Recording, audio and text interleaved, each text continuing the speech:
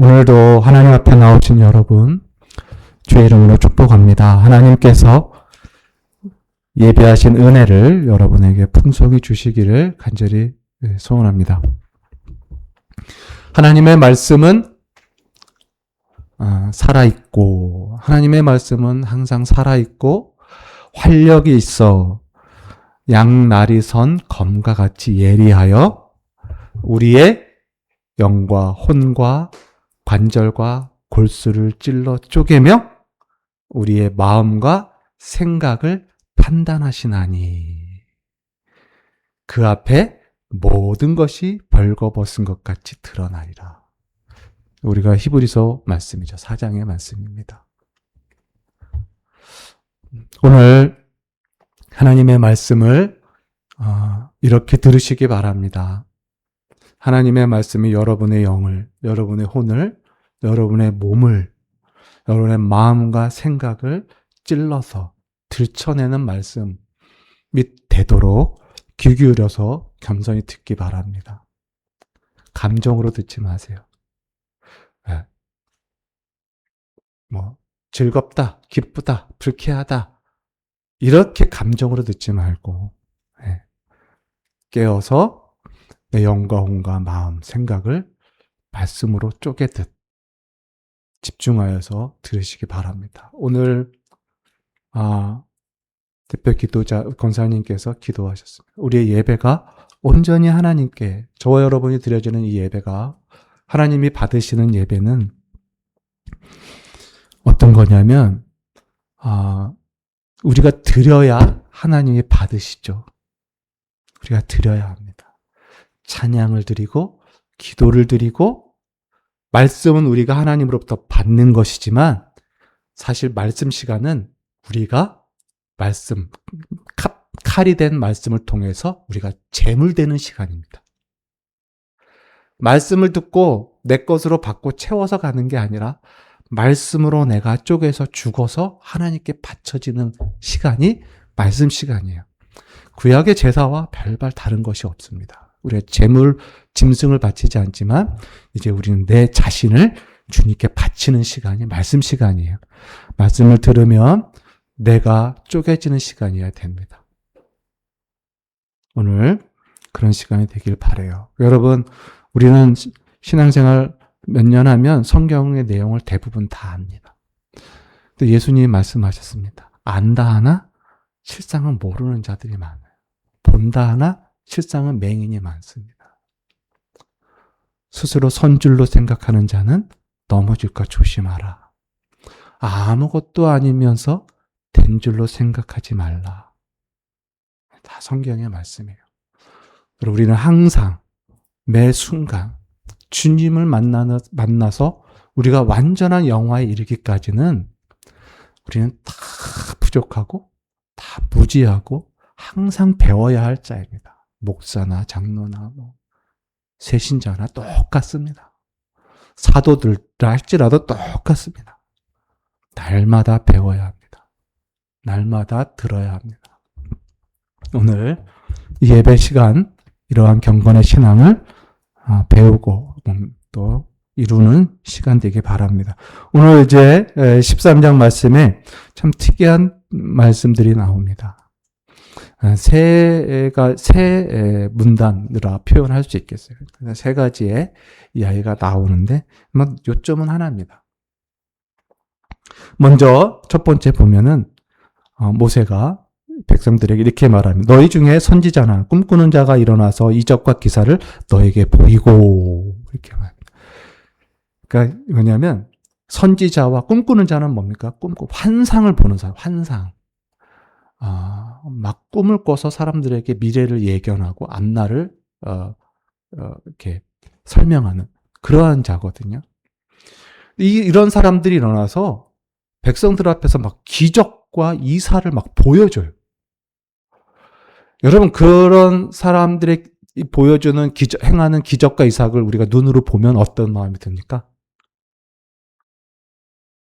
모든 웬만한 사람은 다 그 기적과 그런 어떤 이적들을 행하는 그 사람을 보면서 그 행하는 그 사람들을 범상치 않게 보겠죠. 다시 말하면 신령하게 봅니다. 신적인 권능이 있는 사람으로 당연히 보게 돼요. 그러면 그러한 사람들이 하는 말에 대해서도 전적으로 신뢰를 갖게 됩니다. 영적 권위를 갖는 말처럼. 네, 따라요. 게다가 오늘 보니까 2절은 또 뭡니까?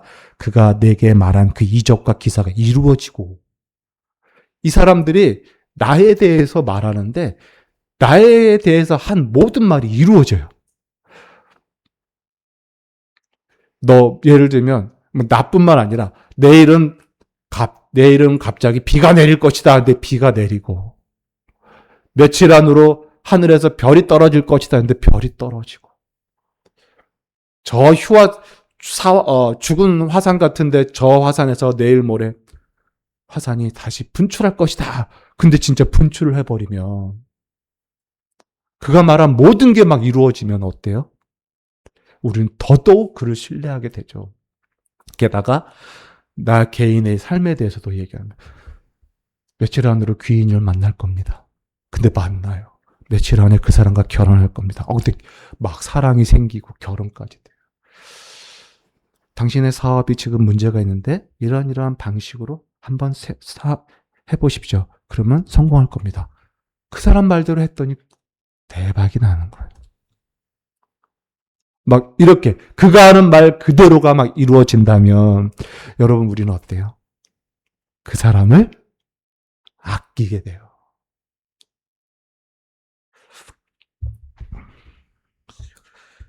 그 사람의 모든 말을 따르게 됩니다. 우리 지난 금요일 날 사마리아 성에 있는 시몬, 마술사 시몬처럼 다 그를 하나님처럼 여길 거예요.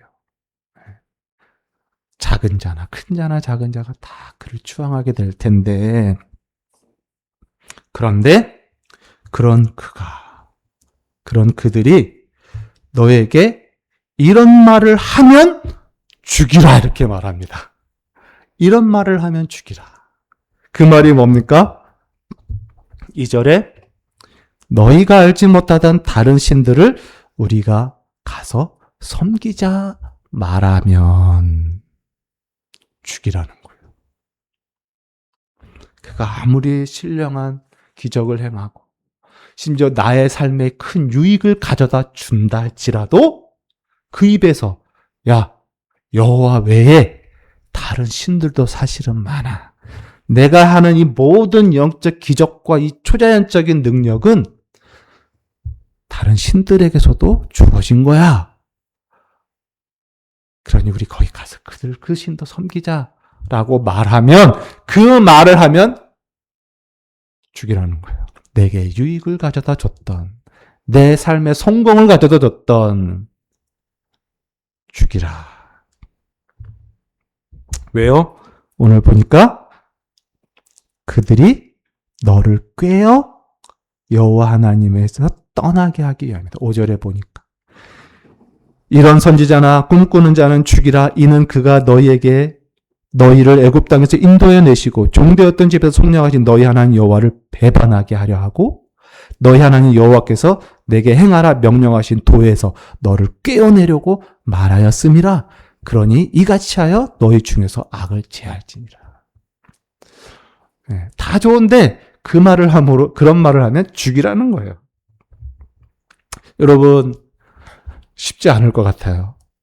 진짜 그 사람이 예를 들면 오늘날 어떤 목사라든지 선교사라든지 하나님의 종이라는 이름으로 와가지고 막 우리 앞에 그런 놀라운 기적들을 행합니다. 내 병을 고칩니다. 이웃의 기준 쫓아냅니다. 그럼 우리는 다 그에게 얼마나 추정하겠습니까? 그를 신뢰하고 오랫동안 그의 가르침을 받는다. 어느 날 그가 하나님 외에 다른 신도 있습니다. 그렇게 말하면 그냥 죽이랍니다. 그 얘기를 하고 있는 거예요. 여러분, 오늘 말씀은 그러한 사람을 단지 죽이냐 안 지키냐의 이런 명령이 아니라 결국 이 싸움은 뭐냐면 그 사람으로부터, 그런 신령한 자로부터 네가 얻는 유익들이 많잖아요. 그렇죠? 내 인생이 막 성공하고 내 앞날을 예견해서 실수 없게 만들어주는, 그러한 귀한 유익을, 만족을 가져다 줬다 할지라도 여호와 하나님을 배반하게 한다면 가차없이 죽이는 이 싸움입니다. 결국 이 말씀은 오늘 우리가 십계명 읽었지만 나 외에 다른 신을 너에게 두지 말라라는 이 너무나 기초적인 이 말씀과 내가 신앙생활하면서 얻을 수 있는 이 세상으로부터는 모든 유익들, 모든 즐거움들, 모든 만족들과의 싸움이에요.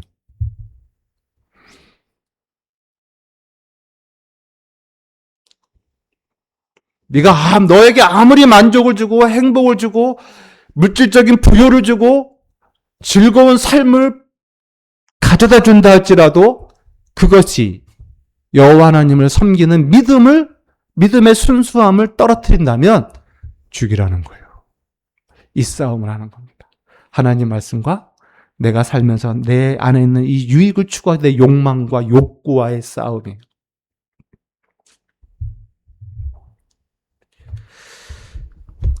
여러분, 기사와 기적, 이적들은 전부 초자연적인 사건들이잖아요. 우리의 이성을 초월하고 인간의 능력을 초월하는 어떤 신적인 권능과 같은 그런 초자연적인 능력 아닙니까?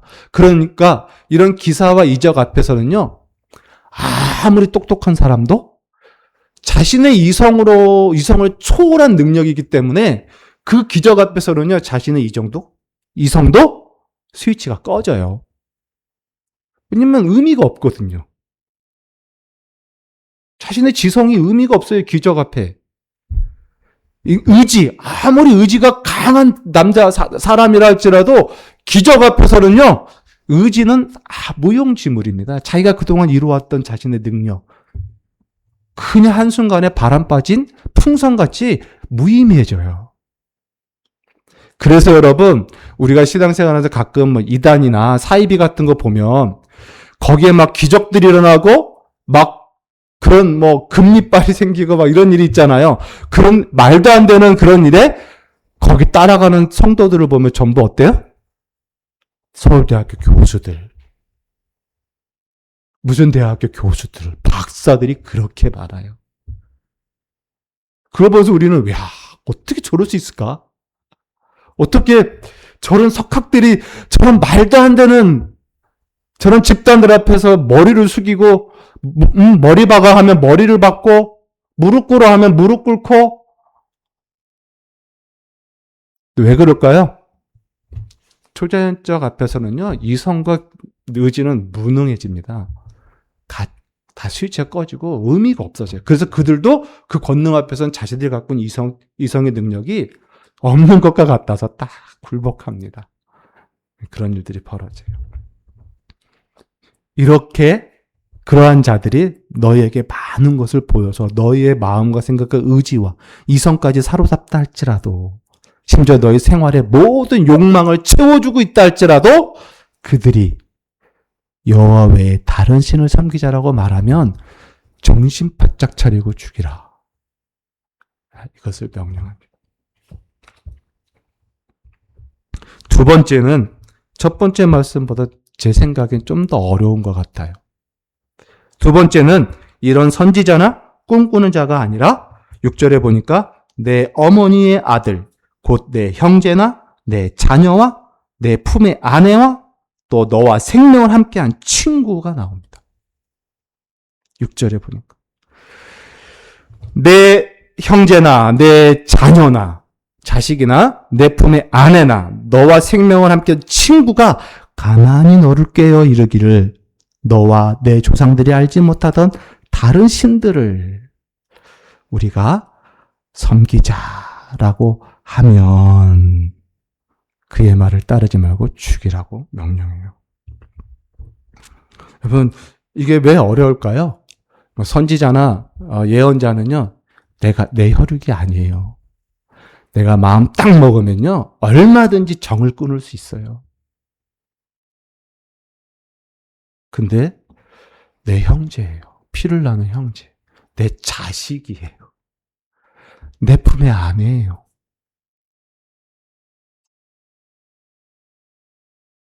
그리고 생명을 나누는 친구예요. 이 세상에 둘도 없는 우정으로 뭉친 친구예요. 그런 사람, 그들이 내게 똑같이 야, 여호와 외에 다른 신을 좀 섬겨보자 라고 말하면 어떻게 해요? 죽이랍니다. 8절에 보니까 어느 정도까지 하냐면요. 너는 그를 따르지 말고 듣지 말며 어떻게 궁휼히도 여기지 말래요. 자식이든 아내든 형제 자매든 심지어 사랑하는 친구든 불쌍히 여기지 말래요. 그리고 애석하게도 여기지 말래요. 슬퍼하지도 말래요. 그리고 덮어 숨기지도 말래요. 9절에 바로 너는 용서 없이 그를 죽이라. 이렇게 말합니다. 상당히 단호합니다. 하나님의 말씀. 쉽지 않죠. 내 사랑하는 아내를, 남편을, 사랑하는 자식을, 형제를, 부모라 할지라도. 그리고 둘도 없는 나의 형제보다 더 진한 친구 끊어버린다? 심지어는 죽인다? 쉽지 않습니다. 내 안에 있는 인간의 이 기본적인 정이 저를 그걸 행하지 못하게 해요. 몸이 움직이지 않는 거죠. 근데 하나님은 말씀합니다. 뭘까요? 신앙의 순수함을, 순전한 신앙을 지키는 데 있어서 혈육의 정도, 친구의 우정도 우선할 수 없다라고 말해요. 그거는 뭡니까? 여호와 하나님을 믿는 신앙의 이 순수함은 이 세상 그 무엇과도 보다 중요하다는 걸 가르칩니다. 그 어떠한 관계, 어떠한 가치보다 여호와 하나님을 순전하게 섬기는 신앙이 가장 가치 있고 가장 우선함을 우리에게 명확하게 가르쳐줘요. 근데 우리의 모습을 가만보면요, 반대예요. 우리는 하나님보다 정에 이끌리는 사람, 정으로 지배받는 사람, 정이 우선합니다. 우정이 우선합니다. 믿음을 지키는 것 앞에 믿음이 혈육의 정 앞에 다 무릎 꿇어요. 우정 앞에 다 굴복해버려요. 믿음을 지키는 게. 그러나 하나님은 이렇게 말합니다. 예수님께서도 말씀하셨어요. 우리가 복음서를 읽으면서도 참 와닿지 않는 말씀이죠. 뭡니까? 아버지나 어머니를 나보다 더 사랑하는 자는 내게 합당하지 아니하나니. 아들이나 딸을 나보다 더 사랑하는 자도 내게 합당하지 아니하니라. 마태복음 말씀이에요. 또 하나님 나라와 복음을 위하여 집이나 아내나 형제나 부모나 자식을 버린 자마다 하나님과 그의 나라와 복음을 위하여 버리기까지 하는 자마다 여러 배를 받고 또 영생을 상속받으리라 또 말씀하십니다. 여러분, 신앙, 여호와 하나님, 유일하신 하나님만이 나의 유일한 참신이며 유일하기 때문에 전부가 되는, 그렇죠? 유일하면 전부라고 말했잖아요. 전부가 되는 그 하나님을 진실하게 믿는 신앙, 이것이 저와 여러분에게 가장 중요하고 역시 그거 외에 다른 것은 없는 거예요. 세 번째는 또 더 어려운 이야기입니다. 세 번째는 이제 12절부터 나옵니다. 선지자나 꿈꾸는 자도 아닙니다. 가족, 혈육, 친구도 아닙니다. 아예 한 도시를 멸망해버리라고 합니다. 내 개인의 힘으로 되기 어려워요.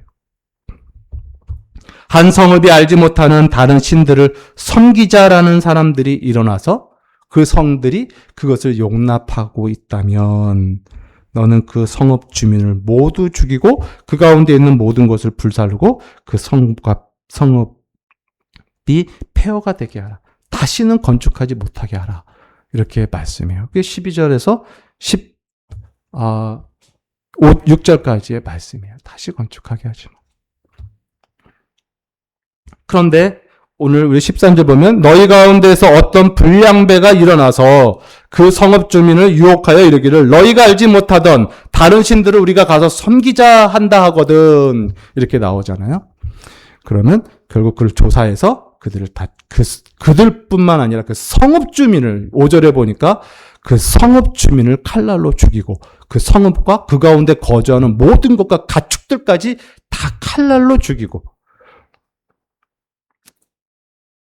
그 속에서 빼앗아 차지한 물건을 다 거리로 내어놓고 탈취물 전부를 불살르고 성읍은 폐허가 되게 하고 다시 건축하지 못하게 만들어라. 이렇게 명령합니다. 여기 여러분 이렇게 성읍 사람들 다 죽이고 성을 다 회파하고 가축들까지 다 죽이고 모든 물건들까지 불태우라. 이게 헤렘 아닙니까? 헤렘? 진멸. 우리 공부했어요. 말씀 들었어요. 진멸. 완전히 없애버리는 거예요. 흔적을 없애는 거예요. 이런 명령이 하나님께서 이런 명령을 누구에게 행하라고 말씀하십니까? 이렇게 진멸의 명령을 누구에게 행하라고 하나님은 이스라엘 백성들에게 말씀하십니까? 가나안 족속들에게. 다시 말하면 이방 민족에게 행하는 게 진멸이에요. 근데 이스라엘 공동체 안에, 이스라엘은 백성 안에 한 성읍이 이런 일이 있다면 그 성읍을 어떻게 이렇게 진멸하라는 건 뭡니까? 이 성읍을 이방 족속과 같이 대하라는 거예요. 하나님의 백성이 아닌 이방 족속 같이 대하라. 그래서 그들을 진멸하라. 그 말씀을 하는 겁니다.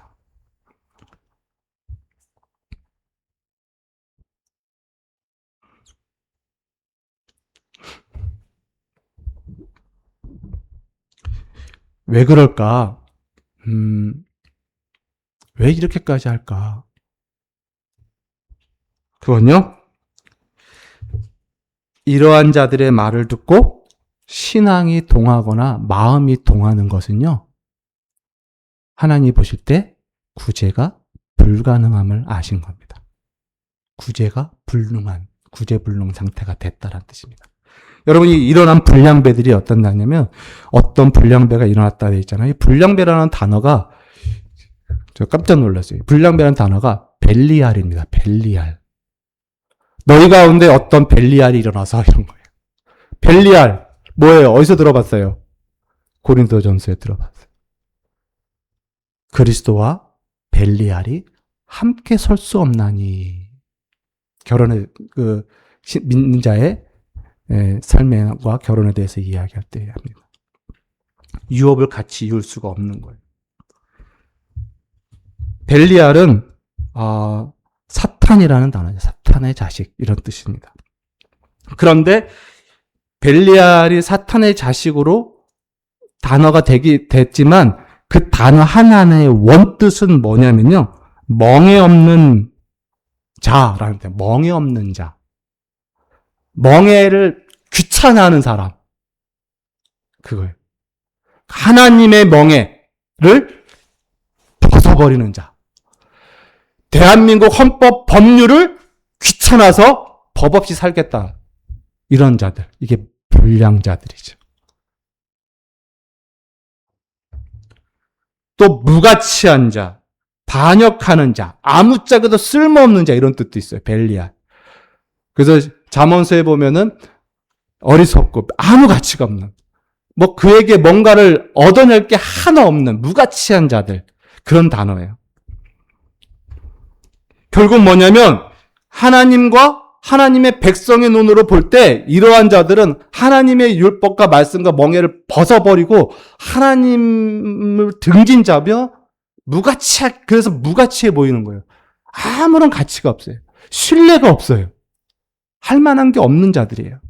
자신들은 아무리 자기 주장을 펴고 자기들의 어떤 의견을 제시하고 뭔가 많은 이루어도 하나님과 하나님의 백성들 눈으로 볼 땐 아무짝에 쓸모없는 사람들이에요.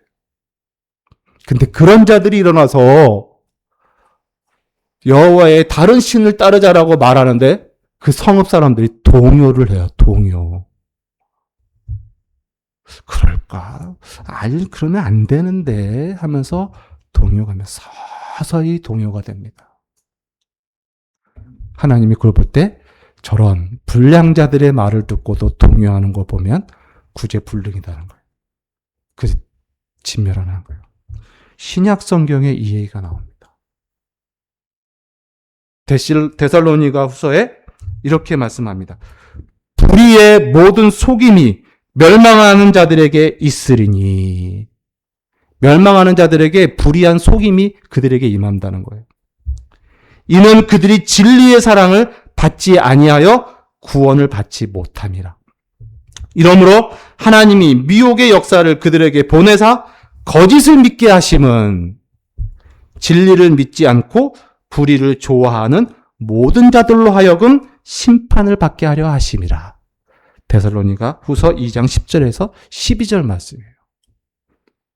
그러니까 이 미혹된 거 마음이 동하고 거기에 그럴까? 하나님만이 신이 아니고 다른 신도 있나? 이런 거에 마음이 동하는 것 자체가 이미 심판받기로 작정한 자들에게는 오는 미혹의, 거짓의, 속임의 소리예요. 거기에 동한다는 거예요. 그래서 진멸하라는 거예요.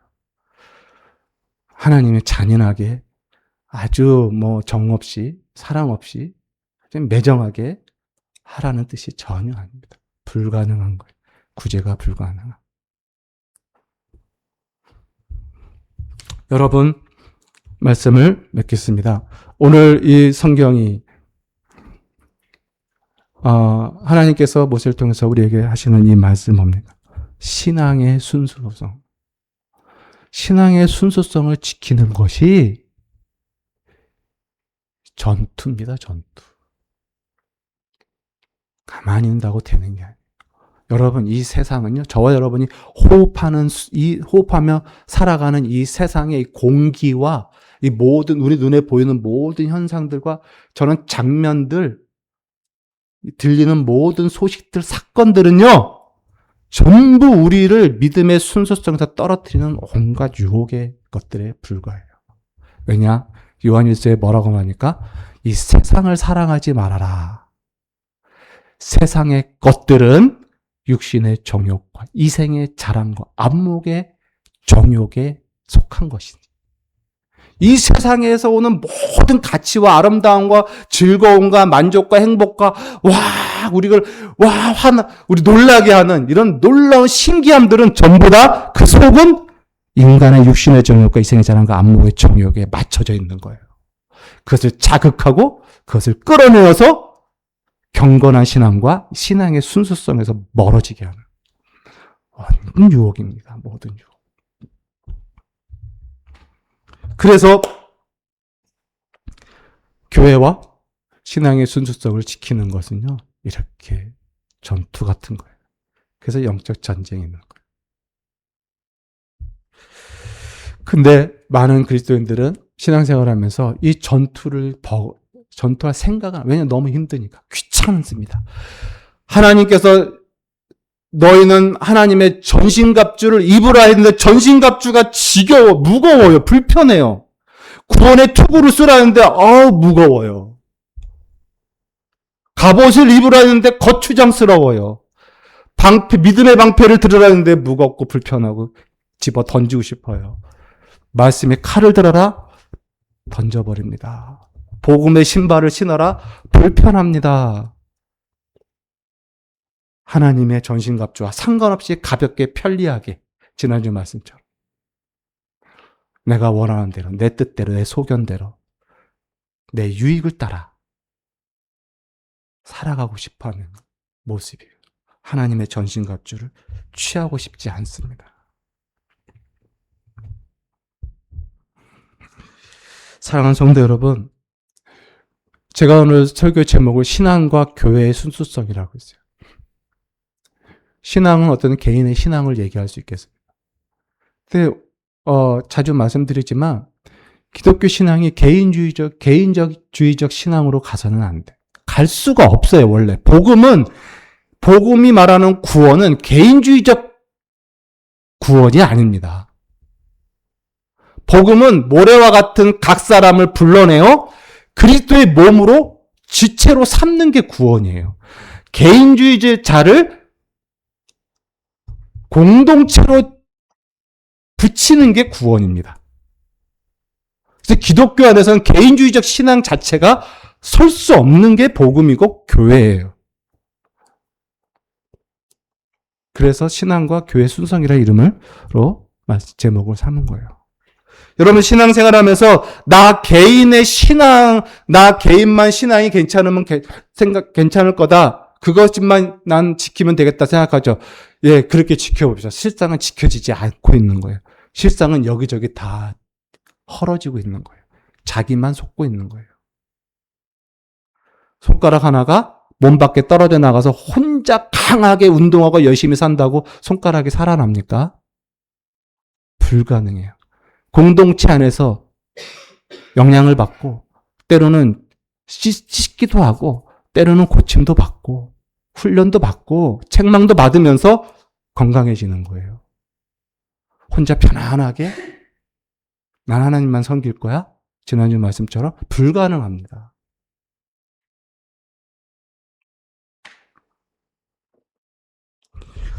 여러분, 우리는 오늘 말씀처럼 이 세상의 유혹을 우리는 분별할 줄 알아야 돼요. 많은 사람들이 나는 하나님 절대 안 떠날 것 같죠. 목사인 저도. 저는 절대 하나님 안 떠날 것 같아요. 목사님은 하나님 안 떠날 거야. 뭘 믿고 그렇게 보장할 수 있겠어요? 여러분은 하나님 안 떠날 것 같습니까? 뭘 믿고 그렇게 확신합니까? 천만에요. 하나님이 지켜주지 않으면 목사고 뭐고 없어요. 바로 추락합니다. 하나님의 은혜가 붙들어줘야 했으니 서 있는 거지 어느 누구든. 내 스스로 내 확신으로 내가 믿겠다라고 다짐으로 결단되는 게 아니에요. 여러분, 나는 하나님을 떠나지 않을 거야. 난 여호와 하나님만 섬기는 유일신 신앙으로 살 거야. 라고 말을 하고 생각을 하며 살지만 그러나 그 사람의 삶의 전반은 하나님 없는 무신론자, 불신자와 같이 살아갈 사람들이 많아요. 실천적 무신론자. 고백은 신자인데 삶은 실천적으로는 무신론자. 하나님이 없는 자의 삶. 다시 말하면 새 속에 물들어 있는 사람. 완전히 새 속에 물들어져 있어요. 근데 자기 확신은 있죠. 난 하나님을 안 떠나. 난 하나님 믿는 사람이에요. 난 죽는 그날까지 하나님 따를 거야. 근데 말과 생각은 그런데 그가 보여주는 모든 삶의 열매와 향기는 세속인입니다. 세속인.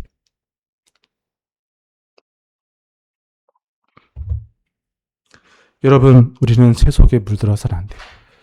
사도 바울이 말했습니다. 그러면 너희는 이 세대를 본받지 말고 이 세상을 본받지 말고 오직 마음을 새롭게 하여 날마다 변화를 받아 하나님의 선하시고 온전하시고 기뻐하신 뜻이 무엇인지 분별하도록 하라. 여러분, 이거는 고상한 슬로건이 아니라 날마다 우리가 싸워야 할 말씀이에요. 날마다 우리의 마음과 생각과의 싸움.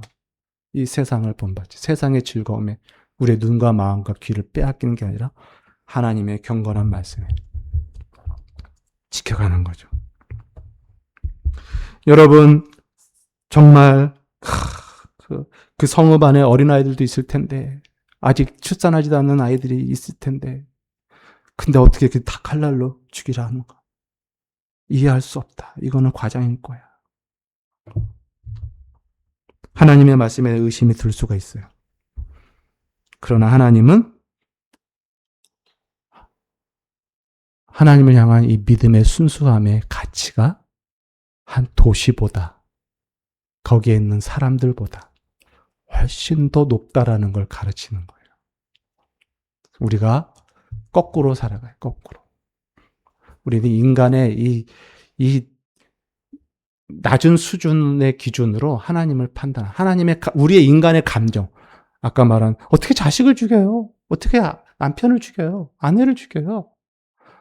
이 인간의 이 감정으로 하나님의 뜻을 규정하려고 해요.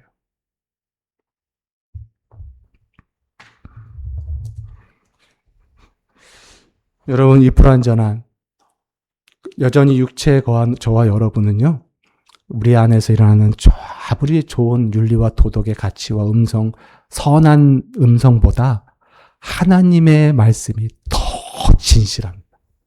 하나님의 말씀 앞에 내 인간의 모든 감정과 의지와 윤리 도덕을 굴복시키는 것. 그것이 믿음의 순수성을 지켜가는 방법이에요. 하나님 말씀을 따라가는 것. 좌로나 우로나 치우치지 않는 겁니다. 오늘 이 말씀을 듣고 저와 여러분이 다시 한번 나의 신앙의 순수함과 교회의 가르침의 순수함이 얼마나 중요하고 그것을 지키기 위해서는 어떠한 희생도, 어떠한 결연한 헌신도 요구된다라는 것을 다시 한번 기억하고 저와 여러분의 신앙을 다시 한번 하나님 앞에 경건하게 갖는 시간이 되기를 바랍니다. 사랑하는 성도 여러분, 하나님 살아계시고 우리가 예배할 때마다 매 순간 하나님을 경외하면 좋겠지만 혹 그렇지 못하다 할지라도 이렇게 하나님을 마음껏 예배하는 이 시간만큼은 여러분 시작부터 마치는 시간까지 하나님을 경외하십시오. 경건한 심령으로 예배하십시오. 이것부터 시작하고 이것이 커져서 우리의 삶에 더 전파되어가고 삶을 정복해 갈 수 있도록 나아가는 은혜가 있기를 주의 이름으로 간절히 소원합니다. 기도하겠습니다. 하나님 아버지 감사합니다. 오늘 말씀을 통해서 하나님이 우리에게 이 믿음과 이 신앙의 순수함을 얼마나 요구하시고 얼마나 원하시는지 말씀을 통해서 배웠습니다. 다시 한번 느슨해진 우리의 마음과 생각과 우리의 생활 양식을 다시 한번 회개하고 하나님의 말씀에 다시 붙조차 따라가는 그러한 진실하고 참된 신자 되게 하여 주옵소서. 예수님 이름으로 감사하며 기도합니다. 아멘. 우리 찬송가